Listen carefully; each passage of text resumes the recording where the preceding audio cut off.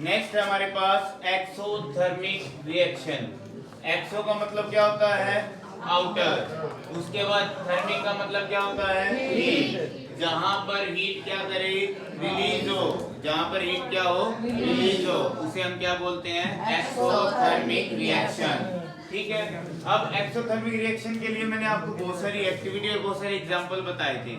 जैसे हमने सोडियम को वाटर से रिएक्ट करवाया था और सोडियम को पानी से रिएक्ट करते ही एकदम से ब्लास्ट हुआ था ना, और उसमें से क्या निकली थी? हीट निकली थी। उसको भी हम किस में ले सकते हैं? एक्सोथर्मिक रिएक्शन में।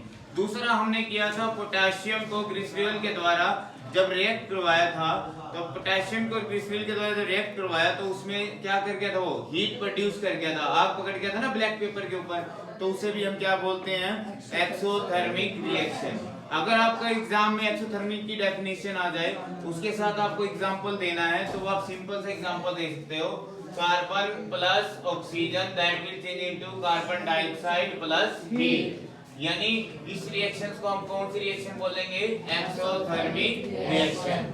नेक्स्ट है हमारे पास वैसे ही एंडोथर्मिक रिएक्शन। एंडो का मतलब होता है अंदर, थर्मिक का मतलब होता है हीट। जहां पर हीट क्या हो? एब्जॉर्ब हो। जहां पर हीट क्या हो? एब्जॉर्ब। वो किसकी प्रेजेंस में हो? वो हीट की प्रेजेंस में या लाइट की प्रेजेंस में हो, तो उसे हम एंडोथर्मिक रिएक्शन बोलते हैं।